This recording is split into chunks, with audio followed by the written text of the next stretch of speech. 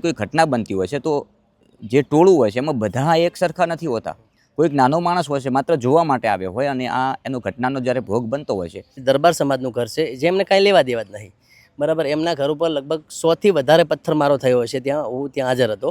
પછી ત્યાંથી ગાડીઓ જે પડી હતી લોકોએ 10થી 20 જણા ગાડીઓ તરફ વળ્યા અને જેવી ગાડીઓ પડી તેમને દેવાનું ચાલુ કરી દીધું. નમસ્કાર. ગઈકાલે જે ઘટના ઊણ ખાતે બની એ ઘટનાને લઈને મારે વાત કરવી છે. એટલા માટે વાત કરવી છે કે મારી સાથે કનુજી છે, જેઓ જર્નલિસ્ટ છે અને એ ઘટનામાં જ્યારે એ ઘટના બનવાની હતી એની પહેલાં સૌથી પહેલાં ઊણ ગામે કનુજી પહોંચ્યા હતા. ત્યારે મારે કનુજી પાસે એ જાણવું છે કનુજી જે આ સમગ્ર ઘટના બની, પહેલાં રૂની ગામે ચૌધરી સમાજ આ જે લવ મેરેજને લઈને ભેગો થયો દીકરી માટે, અને ત્યારબાદ ત્યાં ઉશ્કેરીજનક અનેક યુવાનો હતા જેમણે આક્રોશ સાથેની વાત કરી અને કેટલાક યુવાનો ત્યાંથી ગાડીઓ લઈને રવાના થયા. અને જેમ આપને જાણ થઈ, આપ સૌથી પહેલાં ત્યાં પહોંચ્યા હતા. કેવી પરિસ્થિતિનું નિર્માણ થયું હતું અને આખી પરિસ્થિતિને કઈ રીતે જુઓ છો? સાહેબ, આ હિંસા કરવી યોગ્ય નથી.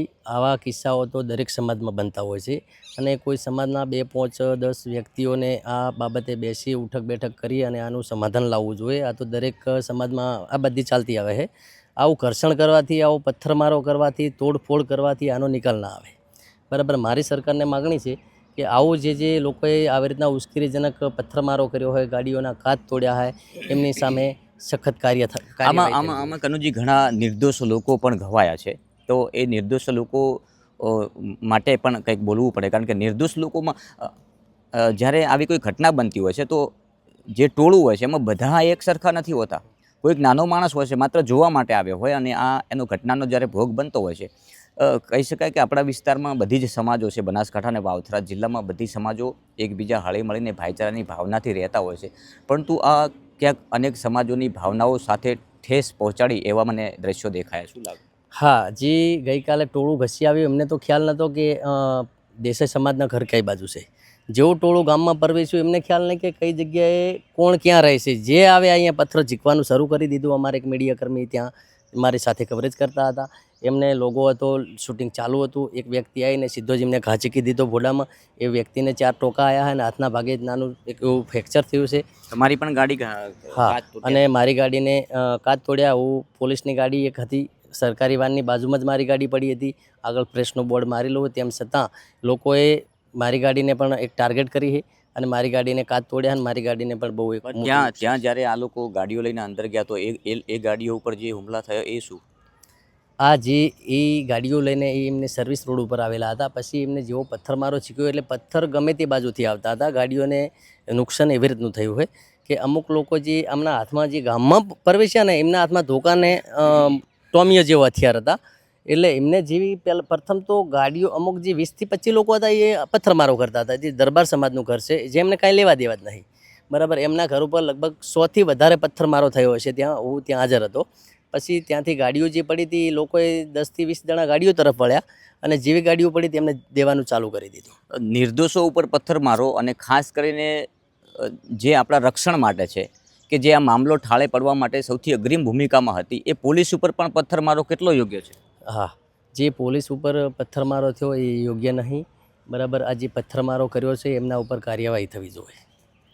બિલકુલ કનુજી, આભાર અમારી સાથે જોડાવા બદલ. તો આ એ પત્રકાર હતા કે સૌથી પહેલાં આ ઘટનામાં ઊણ ખાતે પહોંચી અને એ કવરેજ જે પહોંચાડવાના પ્રયાસનો કરતા હતા. સામાજિક જે મામલો છે ના ડહોળાય તેને લઈને આ કવરેજ હોય. અમારું જે કવરેજ છે પત્રકારત્વનું, એ અમે કોઈ સમાજમાં મતલબ કે આંતરિક ડખા થાય એવી વાતો લઈને અમે નથી નીકળ્યા. અમે સમાજમાં ભાઈચારાની ભાવના સાથે જોડાય, બધી સમાજો એક સમ થઈને રહે, આવી ઘટનાઓને અંજામ આ ગુજરાતમાં ક્યારેય ના હોવું જોઈએ. આ જે ઘટના બની છે ને એ ખૂબ જ નિંદનીય ઘટના છે. આવી ઘટનાઓ ના બનવી જોઈએ. આવી દીકરીઓ દરેક સમાજમાંથી ગઈ છે. દરેક સમાજમાંથી, મીન્સ કે હું સુથાર છું તો મારા સમાજમાંથી ગઈ છે, ઠાકોર છે તો એમના સમાજમાંથી ગઈ છે. બધી જ સમાજમાં આવી ઘટનાઓ બનતી હોય છે. બધી જ સમાજના લોકોને જે પરિવારમાંથી જે દીકરી ગઈ છે ને, ચોક્કસથી એમને એ પોતે બાયો ચડાવી શકે છે. પરંતુ કાયદો એવો છે કે આપણે એ કાયદો હાથમાં લેવાની જરૂર નથી. કાયદો કાયદાનું કામ કરે છે. માટે આ જે ઘટના બની છે, હુમલાવાળી ઘટના બની છે, પથ્થરમારાવાળી ઘટના બની છે, ખૂબ નિંદનીય છે.